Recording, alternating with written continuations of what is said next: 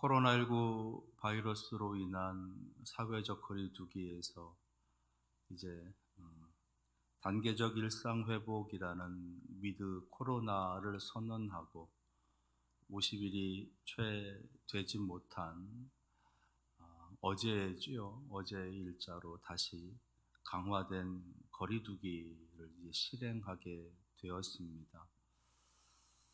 예배 인원의 30%, 저희 교회 같은 경우는 이제 60명이 모여서 예배 드릴 수 있고, 접종자, 미접종자 구분해 가면서 이제 예배를 드려라라고 하는 등등의 이야기들을 합니다. 한 번에 299명까지 큰 교회에서는 모일 수 있다. 전원 접종자일 경우에는 70%도 가능하다라고 하는 등등의 이야기를 해요. 그러면서 강화된 거리두기를 실행을 하게 되고, 그것으로 인한 온 국민의 혼란이 또 한 번 일어나게 되었습니다. 2020년 1월부터 시작되었던 이 바이러스로 인한 엄청난 혼란의 시간들이 21년 말까지 계속 이어져 가고 있다라고 하는 것.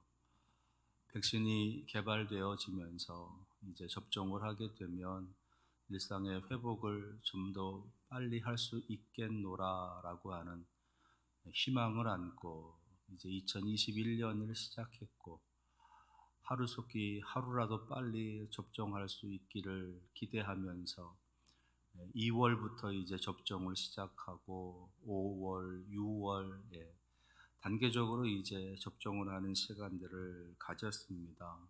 그러면서 이제 중반기, 하반기가 되어지면 일상으로 돌아갈 수 있을 것이다 라고 하는 그런 기대를 가지고 다들 참여하면서 전 국민의 82%에 해당하는 많은 이들이 백신을 접종을 했음에도 불구하고 돌파 감염이다, 변이 바이러스, 오미크론이다 라고 하면서 또 다른 바이러스들이 감염이 되면서 여전히 많은 이들의 불안과 두려움이 있는 시대가 지금 우리가 살고 있는 모습이다라는 거지요. 바이러스 전체적인 우리나라의 감염자가 55만 8,864명, 어제까지 기록입니다. 어제까지 55만 8,864명. 그들 중에서 이제 위중증 환자들로 구분되는 이들이 1,016명, 사경을 헤매는 이들이 1,016명이나 되어진다는 거예요. 그 전까지는 100단위였었는데 1000단위가 되었다라고 이야기를 하고, 그러면서 지금까지 누적 사망자 수가 총 4,644명에 달하는 그런 통계가 있습니다. 우리가 살고 있는 이 충북 지역에만 해도 누적 확진자가 1,405명, 그들 가운데서 이제 안타깝게도 사망에 이르신 분들이 101명이나 되어집니다. 이 이야기가 우리 가족의 이야기가 되는 것은 아닌가, 우리 지역에 있는 우리 이웃의 이야기가 되는 것은 아닌가라고 하는 그런 불안과 두려움, 또 그것으로 인해서 원망과 분노가 또 나타나게 되고, 잘 대처하지 못하고 이끌지 못하는 이들을 향한 불신과 경멸의 그런 모습도 끊임없이 우리 국민들의 마음에서 일고 있다라는 겁니다.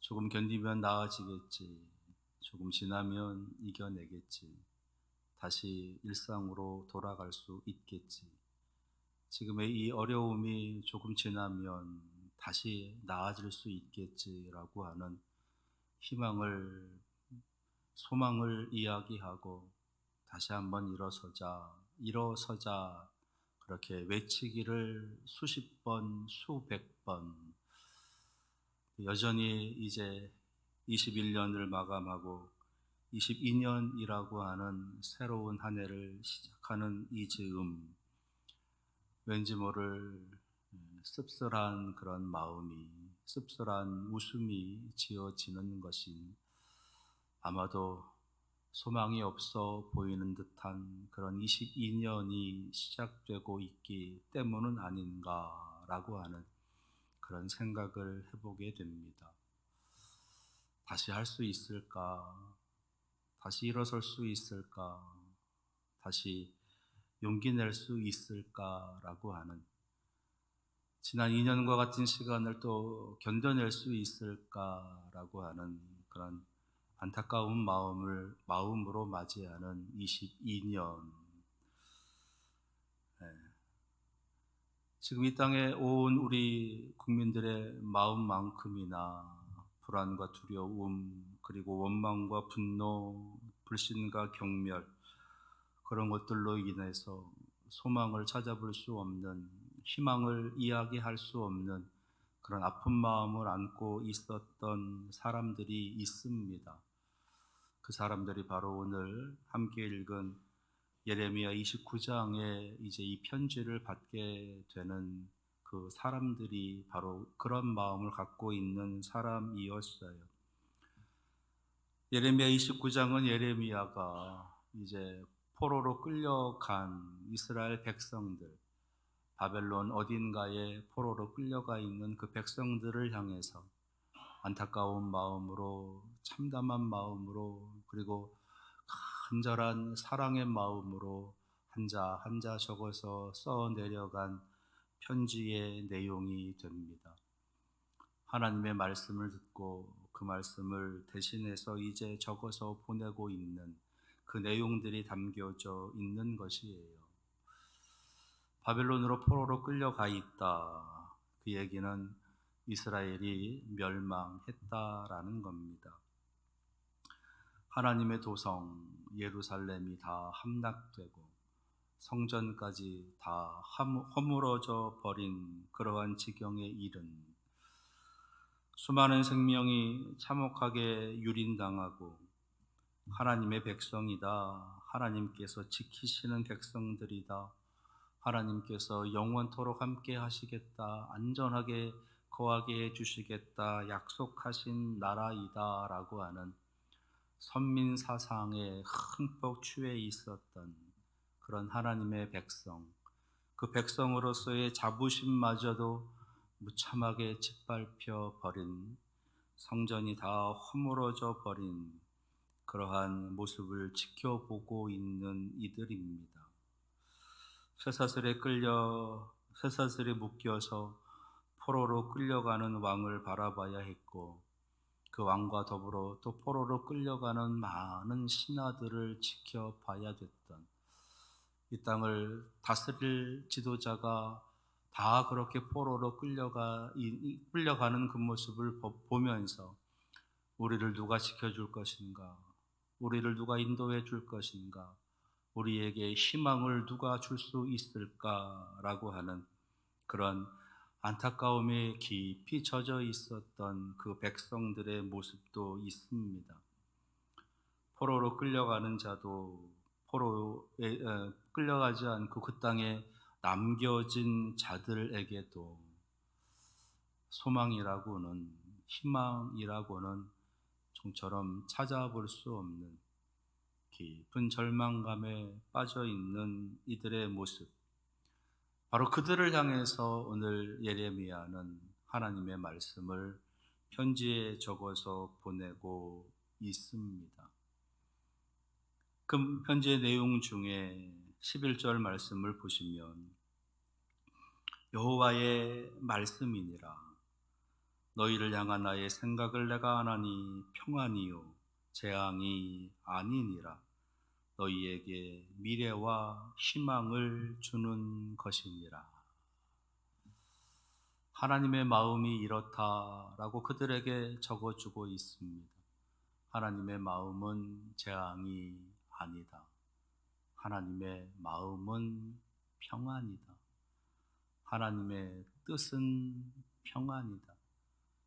지금 예루살렘 성이 함락을 당하고 성전이 다 무너지게 되고 수많은 이들이 죽임을 당했고 왕과 많은 신하들이 포로로 끌려가 있는, 그래서 어딘지도 모르게 그곳에서 이제 장차 앞으로 험난한 삶을 살아가야 되는 바로 그들에게 임하고 있는 수많은 악한 생각들, 악한 마음들, 수많은 환난과 핍박의 모습들, 죽음의 모습들. 그래서 우리는 하나님께 버림받았다, 하나님께 저주받은 백성이다라고 하는, 스스로를 모욕하고 스스로를 악함으로 이끌어가는, 정죄하면서 이끌고 있는 그들에게 그것은 하나님의 뜻이 아니다라고 하는, 그것은 하나님의 뜻이 아니라 하나님의 뜻은 평안이다라고 역설적으로 말하고 있는 하나님의 말씀이 들려지는 겁니다. 이 말씀을 묵상을 하면서 과연 우리들에게도 지금 이 시대를 살아가고 있는, 이 코로나 시대를 살아가고 있는 좀처럼 소망을 찾아볼 수 없는 우리들에게도 지금 이 시대를 살고 있는 이것이 하나님의 뜻일진데 그 뜻은 재앙이 아니라 평안이다라고 하는 그 하나님의 음성이, 하나님의 마음이 우리에게 울림이 될 수 있을까? 그런 생각을 하면서 말씀을 묵상을 했고, 그러면서 하나님께서 우리에게 주시는 것은 분명히 평안이다, 그리고 미래와 희망을 우리에게 주는 것이다 라고 하는 그런 고백을 하게 됩니다. 이유는 우리에게 하나님께서 성탄을 허락해 주시기 때문이에요. 성탄, 예수 그리스도의 태어나심. 지난주에 우리가 살펴봤지만 예수 그리스도, 누가복음에 지극히 높은 곳에는 하나님께 영광이요 땅에서는 기뻐하심을 입은 사람들 중에 평화로다. 예수 그리스도께서 이 땅에 오시는 이유는 평화를 위해서, 평안을 주시기 위해서, 샬롬을 주시기 위해서 우리에게 오신다라는 겁니다. 그 성탄이 이제 우리가 맞이하게 되는 성탄, 이 코로나 시대, 이 참혹함의 시대를 살면서 우리가 또 한 번 맞이하게 되는 성탄이 우리에게 있기 때문에 우리는 다시 한번 평안을 외칠 수 있고, 다시 한번 샬롬을 기대할 수 있고, 미래와 희망을 우리가 바라보면서 일어설 수 있는 거지요.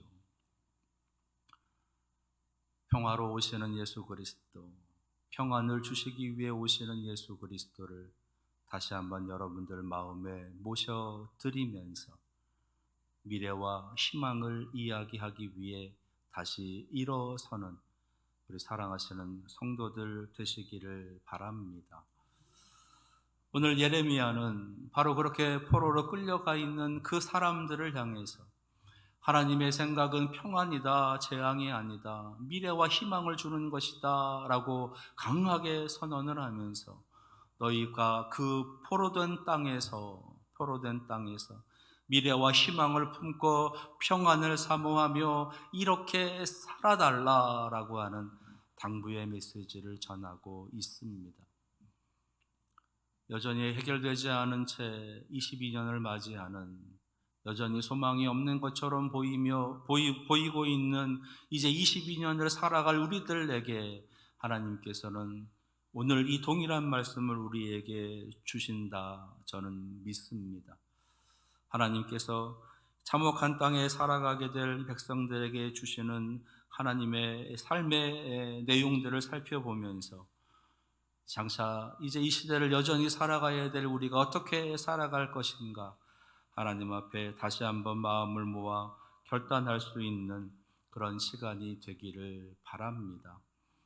첫 번째로 하나님께서 이 참담한 세상을, 참혹한 세상을 살아가게 될 우리들 향해서 하시는 말씀, 그 첫 번째는요, 주어진 삶을 성실히 살아가라는 겁니다. 오늘 5절, 6절입니다. 너희는 집을 짓고 거기에 살며 텃밭을 만들고 그 열매를 먹으라. 아내를 맞이하여 자녀를 낳으며 너희 아들이 아내를 맞이하며 너희 딸이 남편을 맞아 그들로 자녀를 낳게 하여 너희가 거기에서 번성하고 줄어들지 아니하게 하라. 저 이스라엘 땅에서 살고 있었던 그 삶의 모습을 여전히 동일하게 바벨론의 포로로 끌려가 있는 그 땅에서 그렇게 살라는 겁니다. 희망을 품고 소망을 품고 미래를 계획하고 행복을 추구하면서 그 땅에서 열심히 성실하게 살라라는 겁니다. 내게 주어진 자리에서 내게 주어진 일들을 하면서 내게 주어진 삶을 성실하게 살아가라는 겁니다. 남편의 자리에서, 아내의 자리에서, 그리고 아버지의 자리에서, 어머니의 자리에서, 일터에서, 직장인의 자리에서, 사업장의 자리에서 내게 맡겨주신 그 모든 삶의 터전에서 성실하게 게으르지 말고 성실하게 내게 주어진 삶을 살아가라라고 하시는 거예요. 특별히 거기에서 번성하고 줄어들지 아니하게 하라. 줄어들지 아니하게 하라. 더 작아지거나 더 조그매지거나 더 가망 없어 보여지거나 그러지 말고 다시 일어서고 또 일어서고 또 일어서면서 더 성장할 수 있도록 더 성숙으로 나아가는 그런 모습으로 자라가라라고 하시는 말씀이신 겁니다. 그렇게 올해보다 내년보다는 그 후년을 그렇게 하나하나 올라서는 그렇게 자라가는 모습으로 그렇게 살아갈 것을 말씀해 주고 계시는 거예요. 과거를 이야기하고 할 수 없음에 대한 여러 많은 핑계들을 대고 할 수 없었던 많은 변명을 늘어놓으면서 자꾸 뒤로 물러가는 삶이 아니라 그럼에도 불구하고 다시 일어서고 또 일어서고 할 수 있음에 대한 이유를 찾아서 할 수 있다라고 하는 선언을 하면서 살아가자라고 하시는 하나님의 말씀이신 겁니다. 아직 우리에게는 많은 것들이 남아 있습니다. 그것을 가지고 우리에게 주어진 삶을 성실하게 살아가는 그런 미래와 희망을 품고 살아가시는 여러분들 될 수 있기를 바랍니다. 두 번째로 하나님께서 여전히 참혹한 땅에 살아가야 될 우리들의 이 시대 속에서 어떻게 살아갈 것인가 말씀하시는 그 두 번째는요, 평안과 축복의 삶을 살라라는 겁니다. 축복의 삶을 살아라. 7절입니다. 너희는 내가 사로잡혀 가게 한 그 성읍의 평안을 구하고 그를 위하여 여호와께 기도하라. 이는 그 성읍이 평안함으로 너희도 평안할 것임이라. 바벨론이라고 하는 어떤 한 지역에 어떤 한 땅에 들어가 이들이 이제 살게 되겠지요. 한 성읍에 들어가서 그곳에 있는 원주민들과 함께 더불어 살아가게 될 것입니다. 그들로부터 받아야 될 핍박, 학대, 불평등의 모습들, 표전 국가에서 끌려온 포로다라고 하는 그런 참혹한 낙인이 찍힌 사람들, 그들을 대하는 바벨론 원주민들의 반응이 어떠할까? 우리는 충분히 짐작할 수 있습니다. 그럼에도 불구하고 하나님께서는 그들에게 평안을 구하라. 그들을 위해서 기도해라. 주님께서 살아생전 우리에게 해주셨던 말씀 중에서 원수를 사랑하고 너를 핍박하는 자를 위해서 기도하라라고 하셨던 말씀. 창세기 12장에서 하나님께서 아브라함을 택하시고 아브라함에게 비전을 주시면서 약속하셨던 말씀 중에 너를 축복하는 자에게는 내가 복을 내리고 너를 저주하는 자에게는 내가 저주하리니. 하나님께서는 바벨론이라고 하는 포로의 땅에 살아가면서 그들로부터 받게 될 학대, 그들로부터 받게 될 불평등, 그들로부터 받게 될 수많은 핍박, 그것으로 인해서 너희들의 울분을 토해내고 분노를 토해내면서 그들과 대적하고 싸우지 말고 오히려 그들을 위해서 평안을 빌어라. 그들을 축복해라. 그들을 위해서 기도해라 말씀하십니다. 코로나19가 터져 나오면서 가장 큰 지탄의 대상이 되었던 단체가 우리 교회이지요.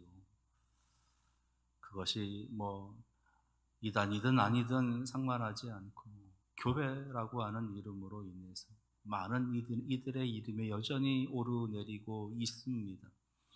그리고 확진자들이 점점 늘어가면서 뉴스를 볼 때마다 마음 한켠에 교회의 이름이 또 나오면 어떡하나, 교회가 또 나오면 어떡하나 라고 하는 그런 우려와 염려 속에 뉴스를 그렇게 보면서 보내왔고, 끊임없이 교회의 이름이 등장을 하면 사람들의 입에 또 오르내리게 되고 지탄의 대상이 되어지게 되고 별의별 소리를 다 들어야 되는 그런 참담한 모습으로 지난 2년의 시간을 보내왔습니다.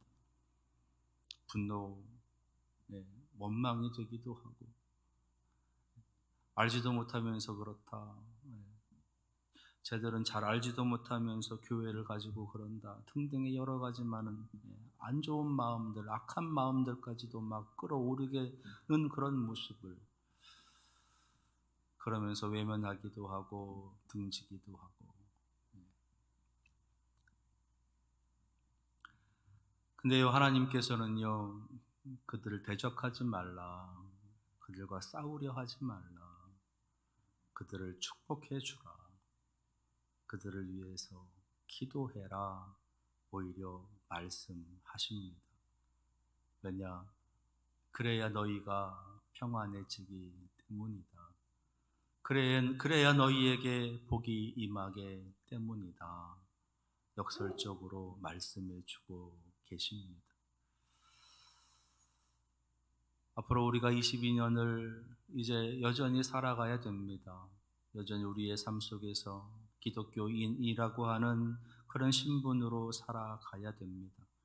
하나님 앞에 예배를 드리고 이제 때를 따라 기도를 하면서 그렇게 살아가야 돼요. 우리와 부딪히며 살아가야 될 그 사람들의 머리에는, 그 사람들의 뇌리에는, 그 사람들의 생각 속에는 기독교에 대한 부정적인 생각들, 부정적인 마음들, 나아가 분노의 마음들, 악한 마음들이 있을 것입니다. 그들을 바라보면서 그런 이야기들을 들으면서 그들을 축복하고 그들을 위해서 기도할 줄 아는 그런 우리들의 모습이 그런 우리들의 모습이 될 수 있어야 되는 것이에요. 한국교회가 해야 할 일이 바로 거기에 있습니다. 우리 교회도 해야 할 일이 거기에 있습니다. 우리와 더불어 살아가는 이 땅에 어쩌면 우리 교회들을 원망하고 교회를 향해서 손가락질하고 있는 저들을 축복하고 저들을 위해서 기도하는 일이에요. 이 나라와 민족을 위해서 계속해서 기도해야 합니다. 교회를 향해서 손가락질을 하는 이들을 위해서 축복하고 기도해 줘야 됩니다. 그들이 잘 되기를, 그들이 평안하기를, 그들이 복받기를 위해서 기도해 주어야 됩니다. 그래야 우리도 이 땅에서 구원의 방주의 사명을 온전히 감당하며 빛과 소금의 그 거룩한 사명을 감당하며 살아갈 수 있기 때문이에요. 여러분들의 삶의 자리에서 기독교인임을 기억을 하시고 그 기독교인으로서 축복과 기도의 삶을 잘 살아가시는 여러분들 될 수 있기를 바랍니다. 세 번째로 이 참혹한 땅에서 어떻게 살아갈 것인가? 8절에서 9절에 있는 말씀 속에서 현혹되지 말고 진리를 지키며 살라라고 말씀하십니다. 8절 9절입니다. 만군의 여호와 이스라엘의 하나님께서 이와 같이 말씀하시니라. 너희 중에 있는 선지자들에게와 점쟁이에게 미혹되지 말며 너희가 꾼 꿈도 고지 듣고 믿지 말라. 내가 그들을 보내지 아니하였어도 그들이 내 이름으로 거짓을 예언함이라. 여호와의 말씀이니라. 하나님을 믿는 믿음을 갖고 살아가는 우리들, 따라서 우리는 하나님의 말씀, 하나님의 마음을 헤아리면서 하나님 나라의 가치관을 가지고 이 세상에 살아가는 사람들입니다. 하나님의 가치관, 성경의 가치관을 가지고 살아가는 사람들입니다. 그 가치관을 잃지 말고 살아가야 돼요. 그 가치관을 지키면서 살아가야 됩니다. 세상에서 말하는 가치관들, 세상에서 말하는 어떤 삶의 방법들, 그런 것들을 따라서 그런 것에 맞춰서 그런 것에 미혹되고 그런 것에 흔들리면서 살아가서는 안 된다라는 거예요. 하나님께서 우리 인류를 만드시고 우리 인간을 만드시고 복되게 이끌어 가시면서 우리에게 주신 그 귀한 사명을 우리는 잘 유지하고 지키며 살아가야 되는 겁니다. 다른 이들을 섬기고 다른 이들을 위로하고 다른 이들을 돕고 다른 이들을 돌보면서 살아갈 줄 아는 그런 삶의 자세, 삶의 모습이 우리에게 있어야 되는 거예요. 자주 말씀을 드리지만 세상은 더 높아지라고, 세상은 더 많아지라고, 세상은 더 강해지라고 가르칩니다. 그리고 그러한 세상으로 만들어 가고 있고, 아니 이미 만들어졌고, 그것을 위해서 그들의 인생을 투자합니다. 그리고 그 모습이 교회로 들어오고 교회에서도 그것을 가르치려고 하고 그것을 외면하고 그것을 묵인하면서 그것을 따라가게 되는 것이에요.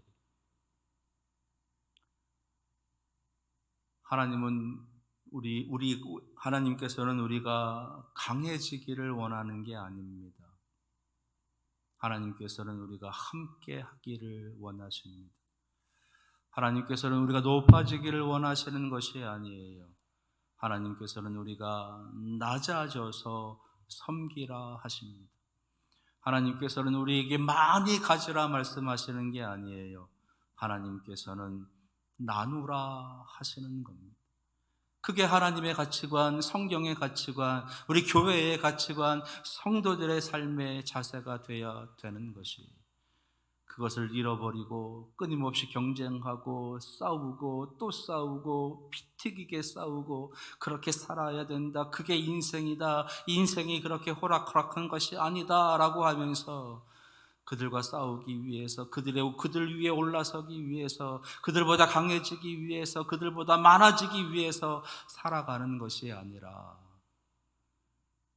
그렇게 살아가다가 아픈 사람들 안아주고 위로해주고 손잡아주면서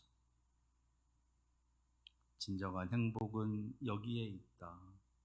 진정한 삶의 가치는 여기에 있노라 그들에게 전하고 이야기해 주면서 그들을 섬기고 그들과 나누고 그들을 손잡아주고 안아주면서 살아가는 것이 바로 우리 크리스찬들이 해야 할 일인 거예요. 하나님께서는 참혹한 땅 바벨론에서 포로된 삶을 살아가는 그 백성들을 향해서 그 세상에 현혹되지 말고 미혹되지 말고 하나님의 말씀에 그 가치, 그 진리를 지키면서 살아가라 말씀하시는 겁니다. 이제 앞으로 살아가게 될 여러분들의 삶의 모습, 삶의 방향이 달라질 수 있기를 바랍니다.